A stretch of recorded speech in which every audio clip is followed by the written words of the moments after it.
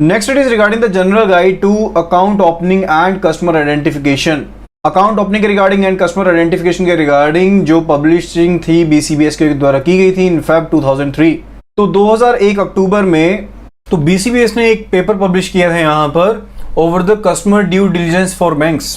कि कस्टमर की due diligence कैसे की जाए बैंक्स में, by its paper on sound management of risks related to money laundering and financing of terrorism. यानी कि पहले इन्होंने ये गाइडलाइंस दी थी रिगार्डिंग, ये पब्लिक किया था पेपर, जो पेपर था पब्लिश किया था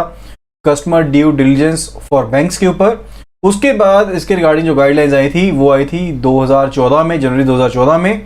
जो पेपर पब्लिश किया गया regarding sound management of risks related to money laundering and financing of terrorism. तो जो जनरल गाइडलाइंस इनमें डेट वाज रिगार्डिंग कि कस्टमर एक्सेप्टेंस पॉलिसी क्या होनी चाहिए, कस्टमर आइडेंटिफिकेशन किस तरह से की जानी चाहिए, and online monitoring of accounts and transaction किस तरह से करना है, रिस्क मैनेजमेंट किस तरह से की जानी चाहिए, केवाईसी स्टैंडर्ड्स कैसे होने चाहिए, यानी कि क्रॉस बॉर्डर के कॉन्टेक्स्ट में क्या केवाईसी स्टैंडर्ड्स रहेंगे। ओके, तो इनके रिगार्डिंग जनरल गाइडलाइंस जो थी इस पेपर के थ्रू पब्लिश की गई थी। फरवरी 2003 में बीसीबीएस ने general guide to account opening and customer identification को पब्लिश किया, यानी कि जो पेपर पब्लिश किया गया था उसके साथ एज एन अटैचमेंट पब्लिश किया गया general guide to account opening and customer identification को। तो इसमें बेसिकली कुछ मैकेनिज्म्स के ऊपर, कुछ तरीकों के ऊपर फोकस किया गया था कि किस तरह से हम इफेक्टिव वे में जो कस्टमर आइडेंटिफिकेशन प्रोग्राम है उसको डेवलप कर सकते हैं, एंड साथ के साथ गाइडेंस दी गई थी ऑपरेशनल एस्पेक्ट के ऊपर कस्टमर आइडेंटिफिकेशन को लेकर, एंड जो इंफॉर्मेशन रिक्वायर्ड हो सकती है on natural and judicial persons of various types. Next it is due diligence and transparency regarding cover payment messages related to the cross border wire transfers. मई 2009 में इस paper को पब्लिश किया गया। तो इस चीज को ध्यान में रखते हुए कि जो क्रॉस बॉर्डर ट्रांजैक्शंस हो रही हैं वो एक चिंता का कारण है, एंड इस इशू को देखते हुए बीसीबीएस ने इसके ऊपर गाइडलाइंस इशू की on due diligence and transparency regarding cover payment messages related to cross border wire transfers. तो इसमें क्या कहा गया था, इसमें कहा गया था कि जो ट्रांसपेरेंसी है पेमेंट मैसेजेस में उसे और ज्यादा रखा जाए, यानी कि उसके रिगार्डिंग गाइडलाइंस दी गई कि किस तरह से ये ट्रांसपेरेंसी हमारी हेल्प कर सकती है कि हम AML एंड CFT में उसका इस्तेमाल कर सकें। क्या यानी कि कौन सी ऐसी इंपॉर्टेंट इंफॉर्मेशन है जो उन मैसेजेस के साथ में भेजी जाए, एंड क्या मैकेनिज्म्स होने चाहिए जिनको उस इंफॉर्मेशन में इंक्लूड किया जाए। सो इसके रिगार्डिंग जो गाइडलाइंस थी वो इशू की गई बीसीबीएस के द्वारा। Next it is sound management of risks related to money laundering and financing of terrorism, जनवरी 2014। तो जब बीसीबीएस ने FATF को रिव्यू किया, FATF क्या है, फाइनेंशियल एक्शन टास्क फोर्स, उसको रिव्यू किया, यानी कि जो उसकी 40+9 यानी कि 49 जो रिकमेंडेशंस थी उनको उसने रिव्यू किया, एंड उसके बाद जो FATF के जो रिवाइज्ड एंड अपडेटेड जो रिकमेंडेशंस थी उनको पब्लिश किया गया बीसीबीएस के द्वारा। उसके बाद बीसीबीएस ने क्या किया, एक पेपर पब्लिश किया sound management of risks related to money laundering and financing of terrorism, and ये जो पेपर था ये पब्लिश किया गया जनवरी 2014 में। तो ये जो पेपर था इसने इम्प्लीमेंटेशन जो थी FATF के स्टैंडर्ड्स को उसको भी सपोर्ट किया, यानी जो FATF ने एरियाज नहीं कवर किए गए थे उनको एरियाज को साथ में एक्सप्लोर किया गया, एंड साथ के साथ ये जो गाइडलाइंस थी ये बेसल के जो कोर प्रिंसिपल्स हैं जो बैंक के ऑपरेशंस को लेकर हैं उन सभी के साथ भी फिट बैठती थी, यानी कि जो बैंकिंग सुपरविजन का ओवरऑल फ्रेमवर्क है उसके साथ ये बैठती है, फिट बैठती थी, जो ये रिकमेंडेशंस दी गई थी under the published paper sound management of risks related to money laundering and financing of terrorism. So इस डॉक्यूमेंट में बेसिकली क्या किया गया है कि जो बीसीबीएस की पिछली 2 पब्लिकेशंस थी that were regarding customer due diligence of banks जो 2001 में दी गई थी, एंड जो कंसोलिडेटेड केवाईसी रिस्क मैनेजमेंट था जो 2004 में दी गई थी, इन दोनों को मर्ज किया गया था एंड इसको सुपरसीड करता था ये वाली पब्लिकेशन जो थी। ठीक है, तो यहाँ पर बैंक्स के लिए जो गाइडलाइंस थी वो अलग थी, जो बैंकिंग ग्रुप के लिए गाइडलाइंस थी वो अलग थी, एंड जो बैंकिंग सुपरवाइजर के लिए जो पार्ट था वो अलग था, यानी कि कॉम्प्रिहेंसिव गाइड थी बैंक्स के लिए कि कौन सी उनको मेजर्स लेनी है ताकि वो FATF की जो रिकमेंडेशंस हैं उन्हें वो इंप्लीमेंट कर पाए, एंड साथ के साथ जो इश्यूज थे regarding the anti money laundering and combating the financing of terrorism इनके साथ भी डील करता था क्रॉस बॉर्डर कॉन्टेक्स्ट में। साथ में इसका फोकस एरिया क्या था कि जो बैंक्स ने थर्ड पार्टीज का इस्तेमाल कर दिया है, अपने बिजनेस में इंक्लूड करना शुरू कर दिया है, एंड जो प्रोविजन है कॉरेस्पोंडेंट बैंकिंग सर्विसेज को लेकर। कॉरेस्पोंडेंट बैंकिंग सर्विसेज क्या होती हैं? जैसे आप यहां पर इंडिया में ऑपरेट कर रहे हैं, आपका बैंक यहां पर इंडिया में, ठीक है, आप यूएसए में हो सकता है आपकी ब्रांच हो या ना भी हो, लेकिन आपने बिजनेस एक्टिविटी ग्लोबल चलानी है, तो आप क्या करेंगे, वहां का कोई रेपुटेटेड बैंक है, वहां पर आप अपना नोस्ट्रो अकाउंट मेंटेन कर लेंगे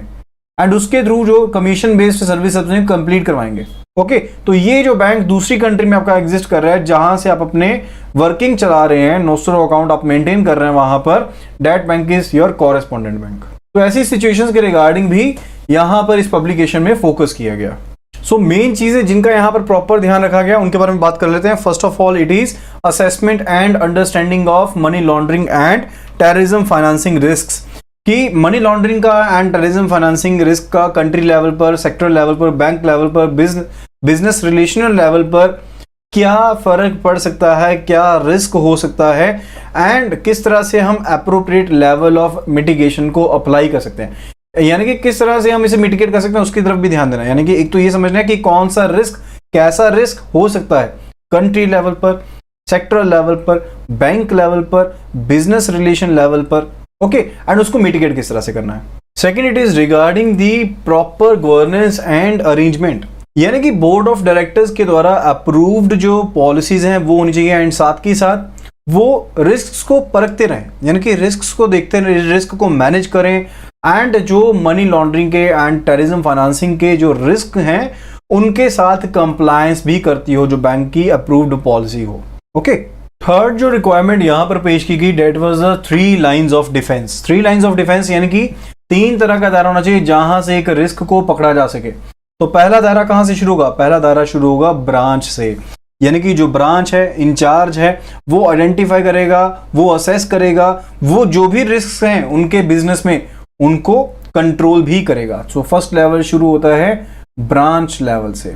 सेकंड जो लेवल शुरू होगा, that will be second line of defence, यानी कि जो चीफ ऑफिसर इंचार्ज है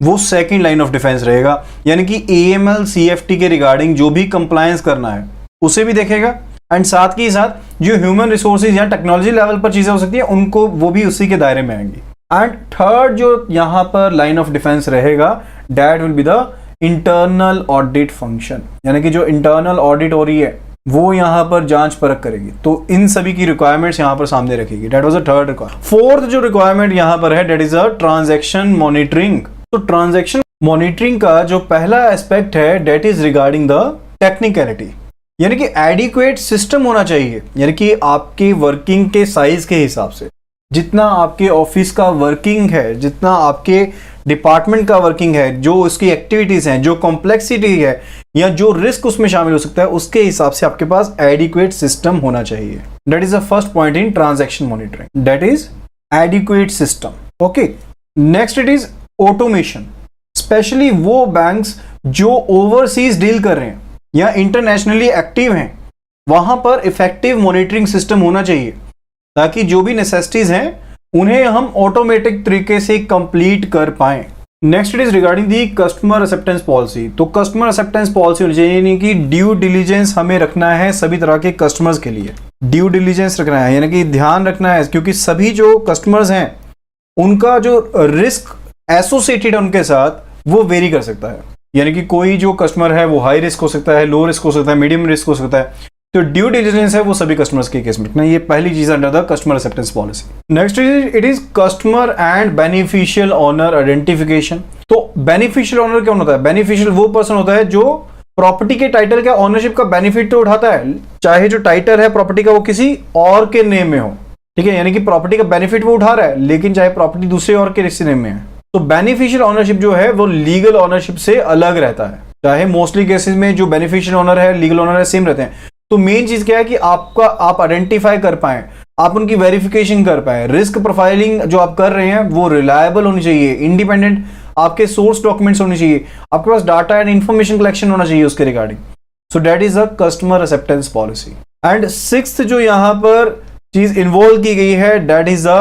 ऑनगोइंग मॉनिटरिंग, यानी कि बिजनेस रिलेशनशिप्स को ध्यान में रखते हुए, ट्रांजैक्शंस को ध्यान में रखते हुए जो रिस्क है हमने उनको आइडेंटिफाई करना है एंड उनको मॉनिटर करना है। ये एक ऑन गोइंग जो प्रोसेस है वो रहेगा। अब इंफॉर्मेशन को इकट्ठा तो कर लिया, लेकिन उसके मैनेज करना भी क्या है, ज्यादा जरूरी है। सो मैनेजमेंट ऑफ इंफॉर्मेशन, यानी कि रिकॉर्ड कीपिंग इसमें शामिल है। जो भी इंफॉर्मेशन आपके पास अवेलेबल है उसे आपने मेंटेन करके रखना है। Second, it is regarding the updating the information, यानी कि जो भी इंफॉर्मेशन अगर चेंज होती है तो उसे अपडेट करने की जरूरत है, उसे अपडेट भी करना है। कहने का मतलब है कि जो भी आपके पास इंफॉर्मेशन अवेलेबल है उसका रेगुलर रिव्यू होगा, रिकॉर्ड्स का रिव्यू होगा, एंड जो इंफॉर्मेशन है वो अपडेट होगी। एंड मैनेजमेंट में एक और चीज आती है, that is supplying of information to supervisors, यानी कि जो भी डाटा आपके पास कलेक्टेड है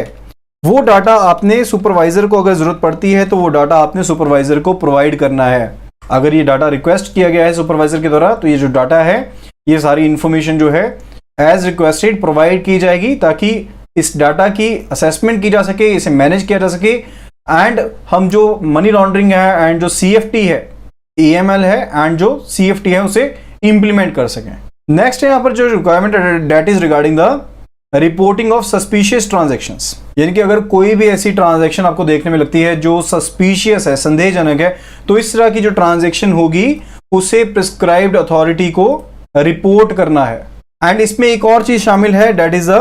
अकाउंट फ्रीजिंग या फिर एसेट फ्रीजिंग कह सकते हैं, यानी कि कॉम्पिटेंट अथॉरिटी अगर कहती है